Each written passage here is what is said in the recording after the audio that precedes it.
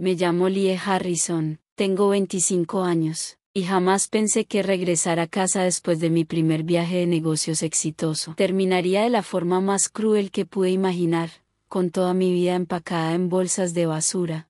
El plástico negro, grueso y arrugado, sobresalía con la forma de mis pertenencias, alineadas frente a la reja como si fueran tumbas en un cementerio. Cada bulto parecía un monumento fúnebre, un recordatorio silencioso de que, para mi familia, yo ya no pertenecía allí.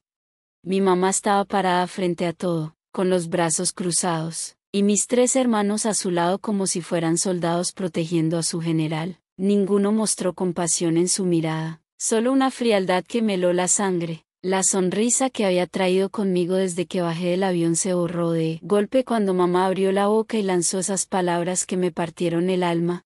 Ya tienes 25 años, es hora de que te largues. Sentí que me arrancaban el aire de los pulmones. Así recibían a su hija después de un logro tan importante. Pero antes de seguir contándote todo, dime, ¿desde dónde me estás viendo? Dale like y suscríbete, porque lo que voy a compartir contigo es una historia de traición familiar, pero también de una fuerza que nunca supe que tenía.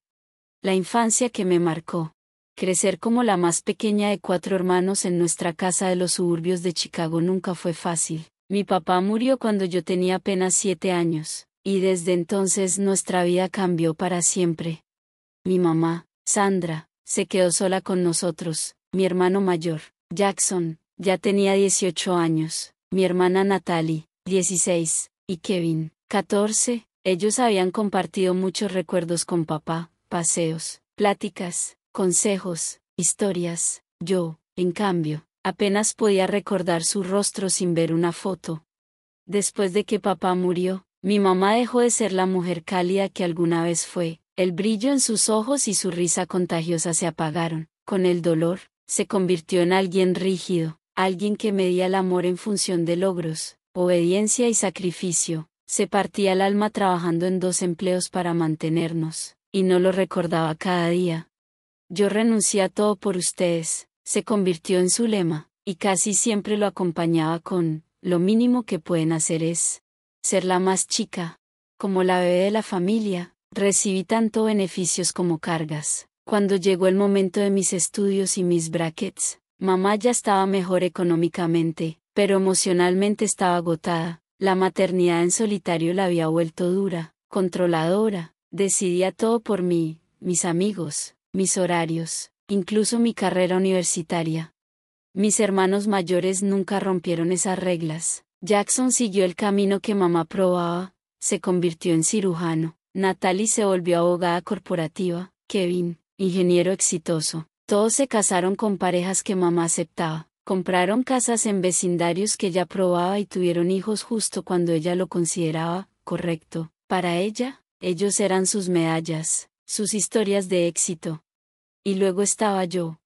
Yo había estudiado mercadotecnia, no medicina ni derecho. Conseguí un trabajo en una startup en lugar de una empresa establecida. Para colmo, a mis 25 años seguía soltera. No era rebelde según los estándares del mundo exterior, pero en mi familia yo era la oveja negra. ¿Cuándo vas a conseguir un trabajo de verdad?, me preguntaba mamá cada domingo en la mesa. A tu edad, Natalie ya ganaba 6 cifras. Vivir en casa, con condiciones. A pesar de todo eso, decidí quedarme a vivir en casa después de graduarme. Fue una decisión práctica. Mi salario de recién egresada apenas alcanzaba, y las rentas en Chicago eran altísimas. Vivir con mamá me permitía ahorrar y pagar mis préstamos estudiantiles más rápido. Quédate el tiempo que necesites, me dijo al principio, la familia apoya a la familia. Pero con el tiempo me di cuenta de que ese apoyo tenía precio. Yo pagaba renta, ayudaba con el súper, limpiaba, cocinaba, la llevaba a sus citas. Le arreglaba la computadora y me sentaba a escuchar horas de quejas, de los vecinos, de sus compañeros de trabajo y, a veces, incluso de mis hermanos, aunque nunca delante de ellos. Con mis hermanos la dinámica tampoco era mejor. Para ellos, yo seguía siendo la bebé. Cuando había discusiones familiares, todos se unían a mamá, desechando mis opiniones como si fueran inmaduras o sin valor. Ya lo entenderás cuando tengas más experiencia, decía Jackson. Aunque yo había vivido sola 4 años en la universidad y hasta viajado al extranjero, cosas que él jamás había hecho. El sueño de libertad. Mientras mis amigos ya vivían en departamentos con roomies, salían de fiestas sin dar explicaciones y construían sus propias vidas, yo me sentía atrapada entre las cadenas de la familia y la necesidad económica. Pero entonces llegó una oportunidad que pensé que lo cambiaría todo. Nuestra agencia de marketing consiguió un cliente enorme, y como yo era la que tenía ideas frescas, me eligieron para presentar la campaña en Nueva York. Sería mi primer viaje de negocios, mi primera presentación en solitario frente a un cliente de alto nivel, y quizá mi primer gran paso hacia una verdadera carrera. Me pasé semanas preparándome, practiqué tantas veces que podía recitar el pitch de memoria, incluso dormida.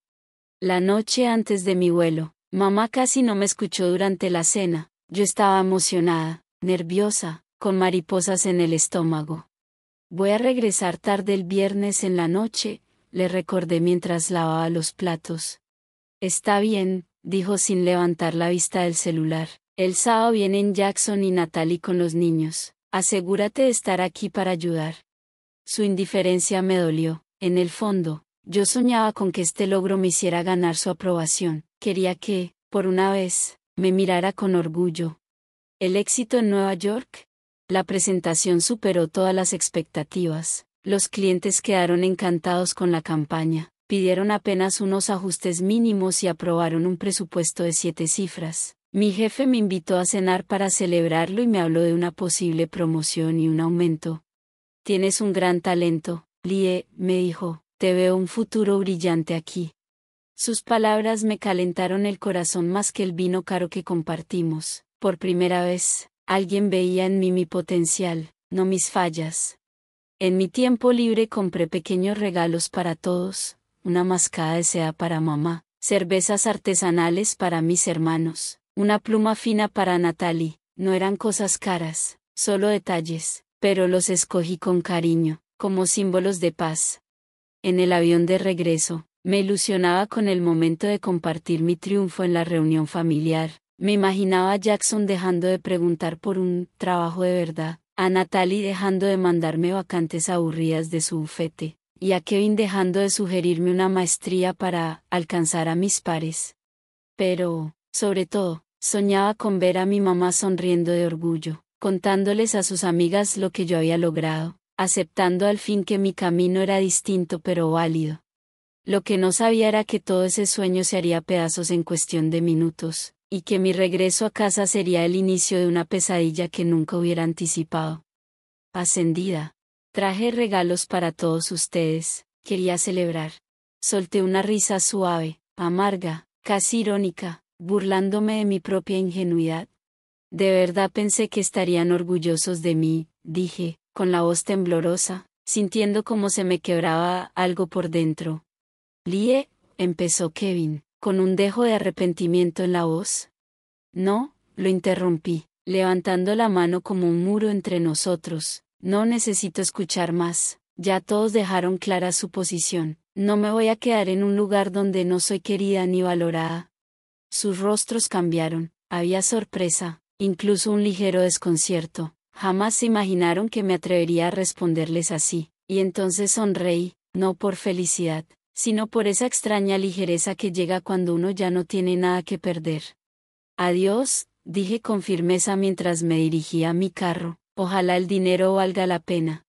Encendí el motor y me alejé sin mirar atrás. Las lágrimas me nublaban la vista mientras conducía por esas calles que me habían visto crecer, calles que de pronto se sentían extrañas, ajenas, como si ya no me pertenecieran. El teléfono comenzó a vibrar sin parar con mensajes y llamadas, mi familia, dándose cuenta de las consecuencias de lo que acaban de hacer, pero los ignoré.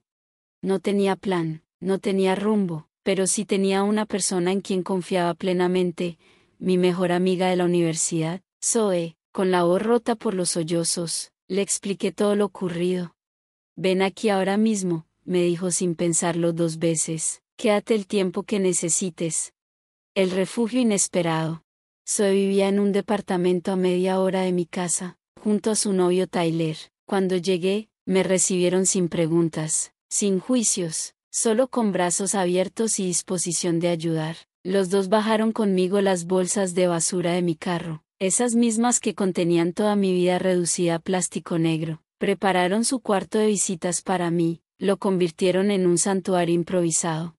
Esa primera noche fue la más dura de todas. Me acurruqué en una cama desconocida, rodeada de las bolsas que no tuve fuerzas de abrir. Mi mente daba vueltas sin descanso, del shock a la tristeza, de la tristeza al enojo, y de regreso al shock. Era un torbellino que no me dejaba respirar.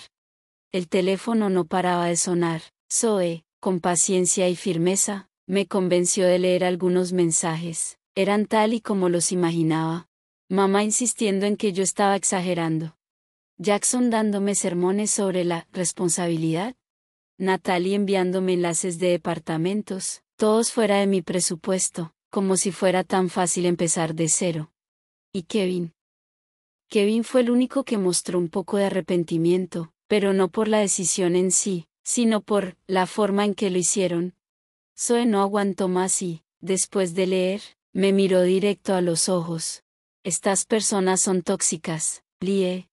Pero, siguen siendo mi familia, respondí débilmente, con la voz apagada, como si todavía me resistiera a aceptar la verdad.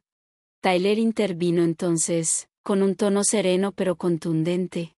La familia no se trata de compartir sangre, se trata de cuidarse, de apoyarse. Lo que ellos hicieron contigo no fue amor, fue abuso emocional.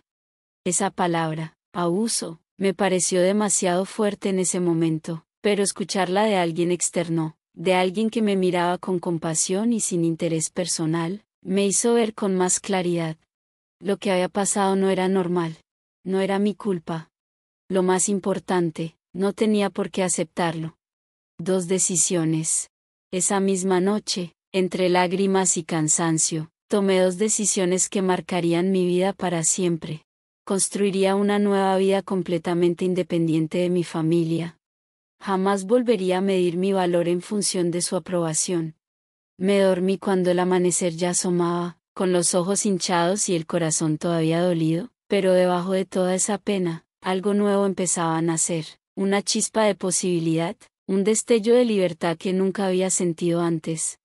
Por primera vez en mi vida adulta, era realmente libre de definirme bajo mis propios términos. Y aunque me esperaba un camino difícil, sabía que ese sería mi camino.